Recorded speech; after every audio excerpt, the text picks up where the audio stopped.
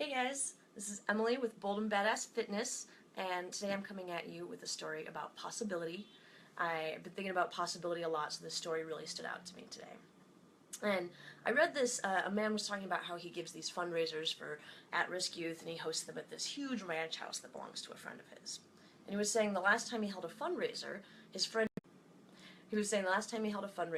introduced him by saying, I want to tell you why I let this friend of mine, the friend's name is Jack, who knows why, right? So I was like, I want to tell you why I let Jack use my ranch house. And it starts with a story about a young man whose father is a horse trainer, and he's itinerant. They're very, very poor, and the father and his son have to go from town to town, from farm to farm, from track to track, and stable to stable, training horses. And the young boy grows up dreaming of being, of owning a horse ranch himself. And he lives this very unstable life because they're moving around all the time. And by the time he gets to high school, he's just kind of had a hard time of it. And he's in his senior class, as a senior, he's in a class, and the teacher gives the assignment that each student should write about what they want to be and what they want to do when they grow up. And the young boy gets kind of excited about this. Young boy, 18, whatever. Right? So the young man gets really excited about this. He stays up all night writing a 7-page paper, and he's really, really detailed about his dream of being a horse trainer. He talks about, the kind of horses he's going to have, what the farm is going to look like, what the ranch is going to look like. And he even talks about, he even draws out a diagram for this freaking 200-acre ranch with a 4,000 square foot ranch house and where the stables are going to be and what he's going to do and all that. Very, very detailed. Turns it into his teacher. And the next day, he gets this paper back from his teacher, and it has an F on it, and it says, "See me after class." And the student goes to the teacher and says, "Hey, why did you give me an F?" And the teacher says, "Look, this dream is totally impractical. This is totally unrealistic for a kid like you. You have no money. Having a horse ranch is really expensive. You've got to buy the land. You've got to buy the breeding stock. There are all these things to consider. I just don't think this is not a realistic dream for you. So I want you to rewrite the paper, and when you can be a little more realistic, I'll reconsider your grade." Obviously, this is not Teacher of the Year award. It's not going to this guy. But so the kid takes the paper home, and he asks his dad what he thinks he should do, and the dad says, "Hey, it's not up to me, it's up to you, but I think whatever you decide on this is a really important choice." And the kid decides he's not going to change the paper. He turns it in, and he says, "You can keep your F, and I'll keep my dream." And obviously the teller of this story, again, the owner of the ranch house, says, this 4,000 square foot ranch house that you're sitting in on my 200-acre farm is what became of that kid. And he says the real kicker to this story is that teacher came back years later, just a few months ago, brought a class of 30 students, and he said, "Hey, back when I was your teacher, I was a real dream stealer, and I told a lot of people what I told you, and you were one of the only ones smart enough to keep your dream." And I like this story. I like this story because it calls out one of the reasons that a lot of us don't go for what we want, and that's this idea that something is impractical.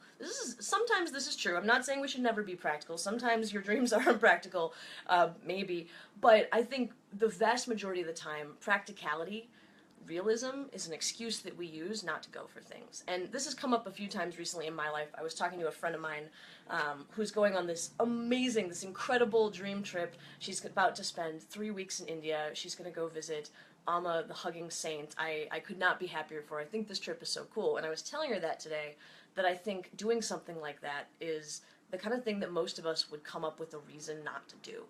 And I know a lot of people that would love that trip, and then they would say, "Well, but I have work, or I have my family, or I just, I have things, I have stuff, I have life stuff." And not that those things aren't also true, but those things are true for my friend who's going on the trip. She's got life stuff too, and she's still going because it's not impossible for her. And anyways, I was telling her about this, and she was saying that each of us should write a list. We should write a list of things that we think are impossible, and then we're going to pick one and hold each other accountable to doing that. And I want to bring you guys in on this. The impossible list actually is not a new idea. I was talking to my friend Rachel, who runs the Mini Beef blog there, the Mini Beef page, and it covers all things tough, which I think is so cool. And I was really lucky that she chose to interview me actually for her blog. I was the flagship post on a series she's doing about warriors and champions, and we had this really great conversation where she was asking me about my impossible list, which is actually a reference to a blog post I wrote several years ago. And I was thinking when I talked to her that I don't have an impossible list anymore. So it was really fortuitous that then only a week after her and I had that conversation, someone was like, let's make an impossible list. And I have to mention too, that's not my idea, the impossible list. I actually, I took that from Joel Runyon. He runs the Impossible HQ blog. I'm rocking his t-shirt today, which I know is probably reversed for you guys watching the video, but that's okay. But the impossible list, anyways, is a list of things that sound like they're impossible for you, and which you're gonna do anyways. And so I want to give you guys some homework today. I love to assign homework. I hope someone out there is doing it. I want to give you some homework, and so the first thing to do is going to be to make this list. And I think, you know, what Joel Runyon recommends is being really comprehensive, right? Is you're going to have goals in education, you're going to have goals in work, you're going to have fun stuff, you're going to have athletic stuff, you're going to have all these categories, and that's fine. I'll post a link to his thing on it because it's way better. But one, you're going to make an impossible list. Two, you're going to pick just one thing off that list, and we're going to do like the kid in the story did, and flesh it out. Right, so I want you to be super, super detailed about what it would look like to do your impossible thing. I'm assuming that something you think is impossible is hopefully an action and not a thing, but it could be a thing, whatever. But you can flesh it out. I want you to talk about, you know, what your life would be like if you had that job, if you had that adventure, if you had that experience, what kind of person you would be if you did that. And I think that's a really important distinction, is like, you know, when I think about one of my old impossible goals was to be a pro fighter, and I got to do that. Oh my God! And I thought a lot before that happened about what it would be like to live that dream, and I think so. Fleshing that out, talk about who you would hang out with, where you would live, what you would eat, what you would do. Might as well write a 7-page paper on it, right? Get very, very detailed about this one impossible thing, and while you're at it, might as well go over the reasons you think it's impossible. Let's see if there's anything in there, right? So you're gonna flesh it out. And then here's the last thing. This is what I named the video for. This idea came to me today. Something really simple happened. I was watching a coach attempt a ridiculously heavy back squat in the gym. He was attempting a 380 back squat and he failed, and it was not a big deal. He took it like a champ. It didn't work out. Maybe next time. And that was going to be a personal record for him, right? And I was thinking, yeah, here's how we tell if something is impossible. Just fucking try it. If you think it's impossible, the only way to know is to test that idea out. And so the last thing that you're going to do, your homework is going to be make a list, pick a thing off that list, flesh it out, and then go try to do that thing. And I'm not saying that you know, if your goal is to do a 380 back squat, I'm not saying you should jump to your 380 back squat right away, but just that you should, once we know what life is going to look like when you're doing that thing or you are that person, we can start to build a roadmap to get you there. And I want to help. I want to be in on your impossible goals. Only every day do people come to me and say, you know, here's a thing I want, but I don't know if that's realistic. And when it comes to fitness goals, I always tell people, as long as your goal isn't unhealthy, I will help you do it. I don't care how unrealistic it is. If you want to lose 100 pounds, if you want to lift 1,000 pounds, I don't care. We're going to do it as long as it's something that's not going to hurt you. And that doesn't play in at all to the possible, by the way, because the 300-pound back squat only hurts if you don't train for it.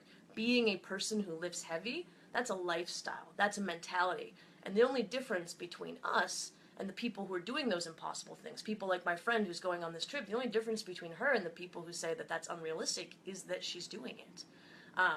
So I want you guys to see what you think of this. Maybe go run with that homework. I'm going to do it myself. If I'm feeling really brave, I think I'll post it so you guys can see what I came up with. I have a few ideas for what my impossible goals might be. And hopefully we can all hold each other accountable to making that happen. And I'm going to leave you with actually Joel Runyon's slogan, Joel Runyon from the Impossible blog. His slogan is that you should live a story worth telling. And I think that's a really compelling reason behind, like, not just having a goal for a goal's sake, but let us all just live a story worth telling. Let's have a life that's going to be really fun to look back on. So I hope you found that helpful. Check back here with either my page or the Bold and Badass Fitness page for more of these ideas on mindset, fitness, nutrition, all that stuff. And as always, feel free to leave a comment if there's something you want to see me talk about. That's all I have for now. Have a great night, guys.